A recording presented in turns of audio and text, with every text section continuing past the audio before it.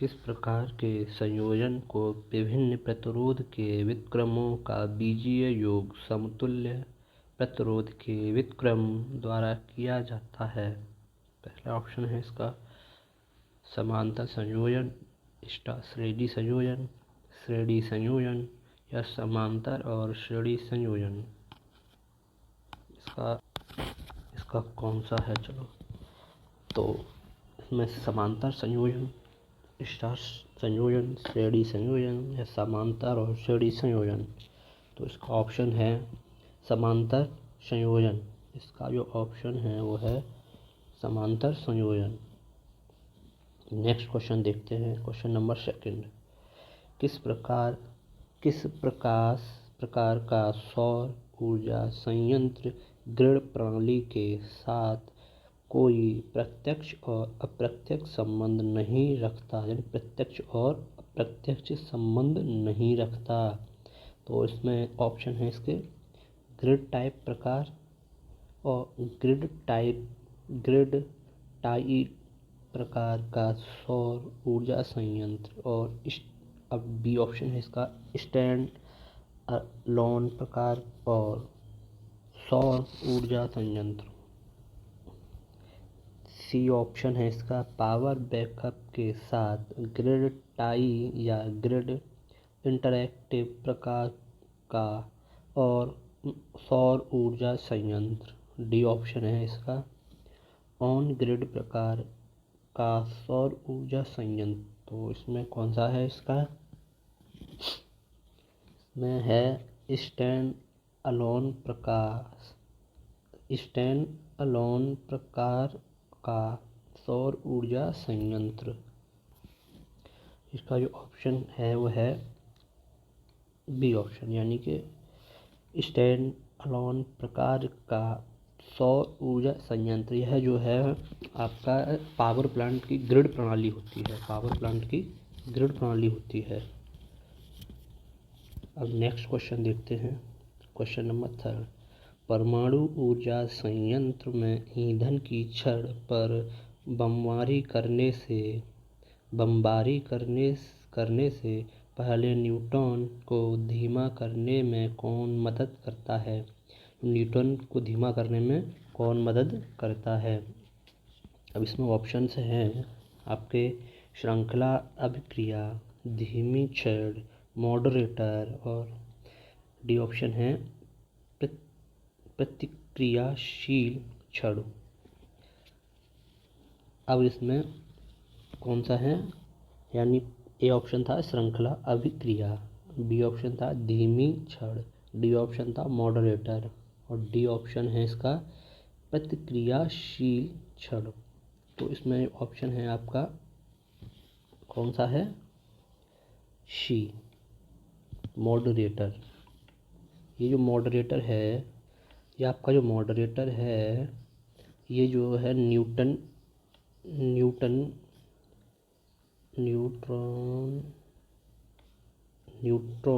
के वेग को कम करता है। यह न्यूट्रॉन के वेग को कम करता है। ठीक है, नेक्स्ट क्वेश्चन देखते हैं।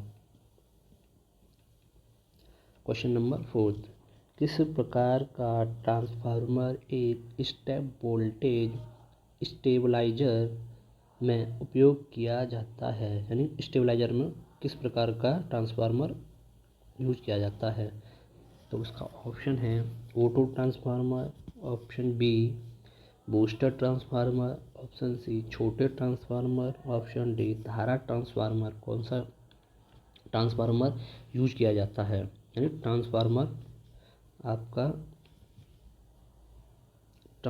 एक स्टेप वोल्टेज स्टेबलाइजर में उपयोग किया जाता है। कौन सा ट्रांसफार्मर में उपयोग किया जाता है? ठीक है, तो इसमें किया जाता है ऑटो ट्रांसफार्मर। अब क्वेश्चन नंबर 5 देखते हैं क्या कह रहा है। ठीक है, एक स्वउत्साहित डीसी जनरेटर में अवशिष्ट चुंबकत्व किस पर उपयोग किया जाता है? यानी कि अवशिष्ट चुंबकत्व जो है वो किस पर उपयोग किया जाता है? ऑप्शन है इसके ये आर्मेचर वाइंडिंग में, फील्ड वाइंडिंग में, कार्बन ब्रश में, द्विक परिवर्तन में किस में किया जाता है? यानी आर्मेचर वाइंडिंग में, फील्ड वाइंडिंग में, कार्बन ब्रश में या द्विक परिवर्तन में किस में किया जाता है?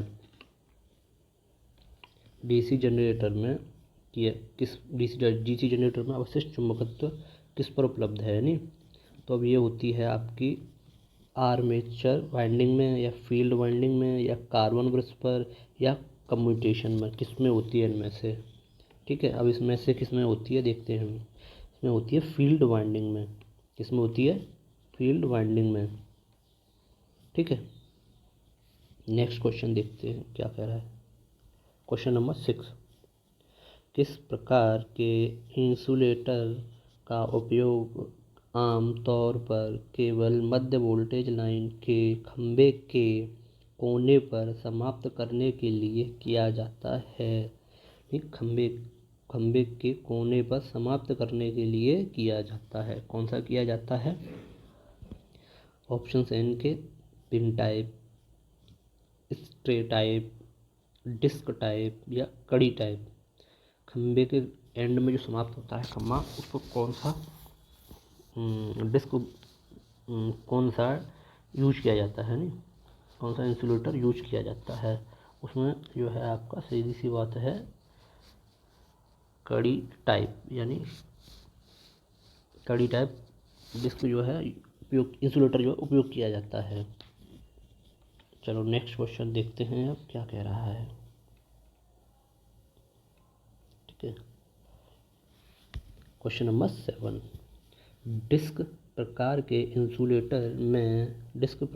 इंसुलेटर में प्रत्येक इकाई या डिस्क को डिज़ाइन किया जाता है। यानी इनकी जो प्रत्येक डिस्क की इकाई जो है, प्रत्येक इकाई या डिस्क को डिज़ाइन किया जाता है।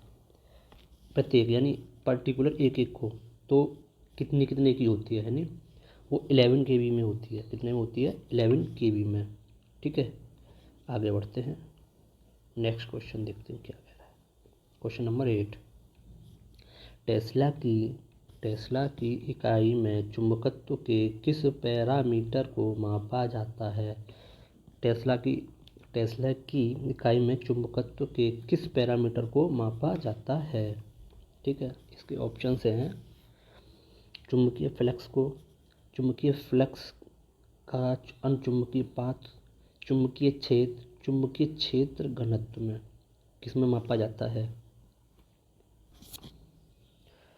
किस में मेजर किया जाता है पैरामीटर को? ठीक है, किस में मेजर किया जाता है? मेजर किया जाता है आपका मैग्नेटिक फील्ड डेंसिटी में। किसमें? चुंबकीय क्षेत्र घनत्व में। ठीक है, नेक्स्ट क्वेश्चन देखते हैं आप। क्वेश्चन नंबर 9, आपका क्या कह रहा है। 35 SWG तांबे के तार में 5 AMPS के फ्यूज रेटिंग और 3 स्टैंड एक साथ समांतर में में करंट होगा। इन मतलब अब 5 एम्पियर के फ्यूज हैं, उनको एक समांतर में रखो। ठीक है, और 3 स्टैंड में हैं, तो इसको रखते हैं ऐसे। ठीक है, 5 + 5 इजकल टू कितना हो गया आपका? 15। ठीक है, तो ऑप्शन हो गया, सिंपल सा क्वेश्चन है, सबको समांतर में रख लो। 15 एम्पियर, क्या हो गया? 15 एम्पियर। ठीक है, नेक्स्ट क्वेश्चन देखते हैं। क्वेश्चन नंबर ये कौन सा था? 9। क्वेश्चन नंबर 10 देखते हैं। ठीक है, SF6 गैस की परावैद्युत सामर्थ्य होती है, परावैद्युत सामर्थ्य जो होती है वो कितनी होती है? SF6 गैस की परावैद्युत सामर्थ्य होती है वो कितनी होती है? हवा में कितनी होती है? जी, वो होती है हवा में आपकी 2 से 3 गुना। कितनी होती है? 2 से 3 गुना। बहुत ही सिंपल क्वेश्चन है, बेसिक क्वेश्चन है। ठीक, 2 से 3 गुना होती है हवा में। ठीक, आगे बढ़ते हैं। अब क्वेश्चन नंबर है 11। एक एकल फेज पंखे मोटर की दिशा को विपरीत किया जा सकता है, यानी एक एकल है, सिंगल फेज, जिसे हम बोलते हैं सिंगल फेज फैन।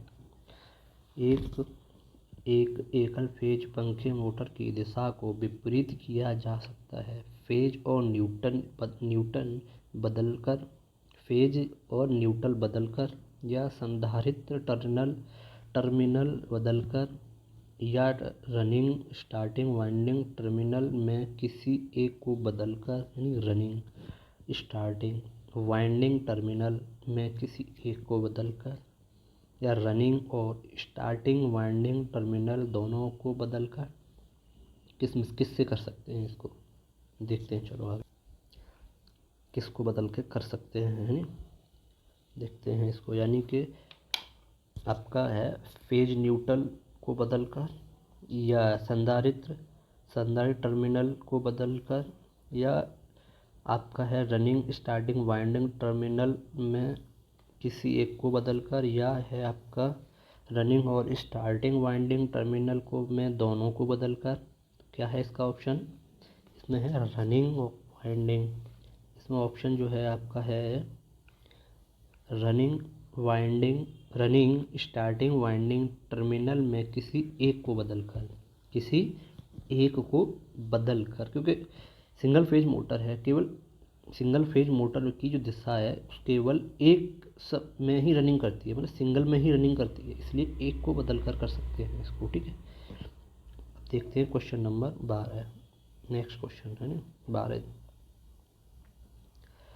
है, निम्नलिखित में से किस बिजली संयंत्र की परिचालन लागत कम से कम होती है, यानी कि रनिंग कॉस्ट जो होती है कम से कम होती है। किसकी होती है रनिंग कॉस्ट कम से कम, आपकी डीजल इंजन की, हाइड्रो इलेक्ट्रिक की, या न्यूक्लियर की, या थर्मिनल की। किसकी होती है इन चारों में से रनिंग कॉस्ट जो होती है सबसे कम किसकी होती है आपकी हाइड्रो इलेक्ट्रिक की।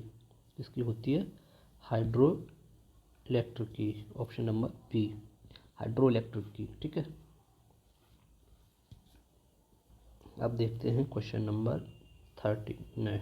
ठीक है, कौन इन्वर्टर से संबंधित है लेकिन बैटरी से संबंध नहीं रखता। बहुत ही सिंपल क्वेश्चन है। ठीक है, इनमें से कौन सा है जो बैटरी से संबंध नहीं रखता और इन्वर्टर से संबंध रखता है। आप घटे चार्जर ट्रांसफार्मर, कैथोड या एनोड।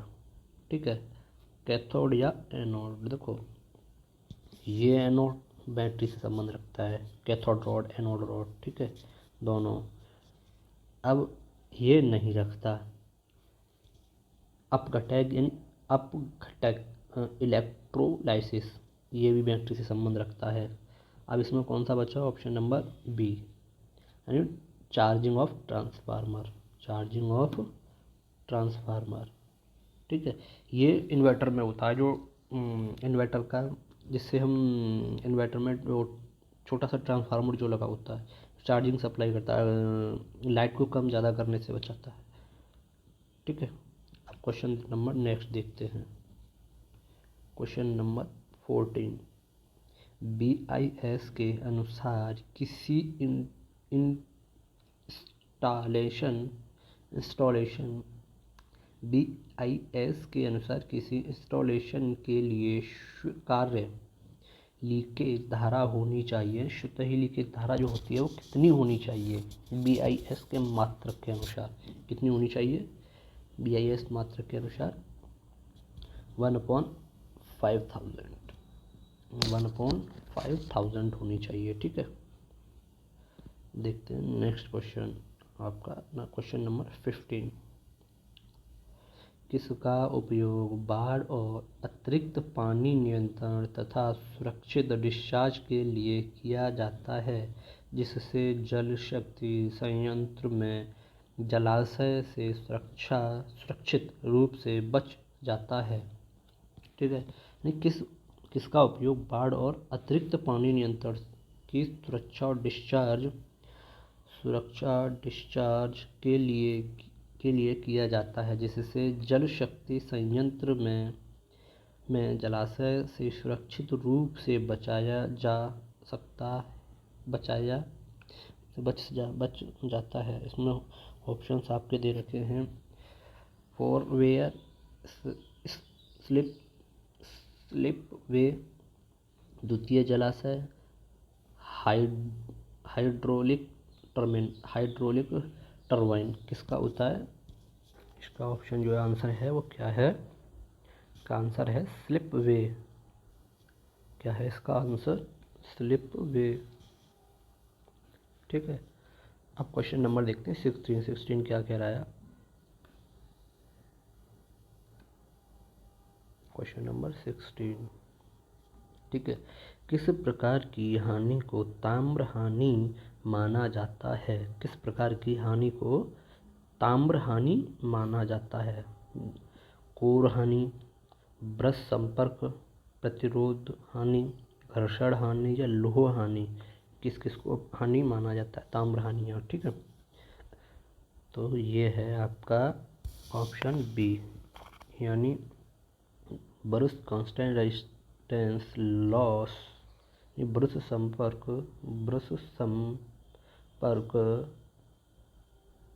प्रतिरोध हानि। ठीक है, अब ऑप्शन नंबर देखते हैं 17 क्या कह रहा है। भारतीय विद्युत आपूर्ति की फ्रीक्वेंसी आवृत्ति क्या होती है? भारतीय विद्युत आपूर्ति की फ्रीक्वेंसी कितनी होती है? 45 हर्ट्ज, 60 हर्ट्ज और 55 हर्ट्ज या 50 हर्ट्ज। कितनी होती है? 50 हर्ट्ज, यानी 50 हर्ट्ज। कितनी होती है? 50 हर्ट्ज। 60 किसकी होती है? अमेरिका की, इंग्लैंड वगैरह की। ठीक है, हाँ। और नेक्स्ट क्वेश्चन देखते हैं आपका कौन सा है। Question number 18। कौन सा स्टीम पावर जनरेटर का हिस्सा नहीं है? कौन सा स्टीम पावर जनरेटर का हिस्सा नहीं है? ठीक है, देखते हैं कौन सा नहीं है। Water turbine, boiler, super heater या इकोनोमाइजर। इनमें से कौन सा पावर जनरेटर का हिस्सा नहीं है? कौन सा नहीं है? देखो, वाटर टरबाइन नहीं है। कौन सा नहीं है? वाटर टरबाइन नहीं है। ठीक, देखते हैं क्वेश्चन नंबर 19 क्या कह रहा है। कौन सा डायोड बैटरी चार्जिंग के लिए प्रयोग होता है? कौन सा डायोड बैटरी चार्जिंग के लिए प्रयोग होता है? कौन सा होता है? देखते हैं। Light emitting diode, constant current diode, Schottky diode, zener diode. कौन सा होता है इनमें से? कौन सा होता है? Constant current diode. कौन सा होता है? Option number B, constant current diode. ठीक है, अब देखते हैं question number 20 and last question. ठीक,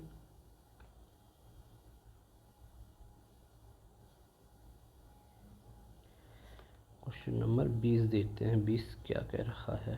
ठीक है, जब स्क्विरल केज इंडक्शन मोटर को स्टार से डेल्टा में जोड़ा जाता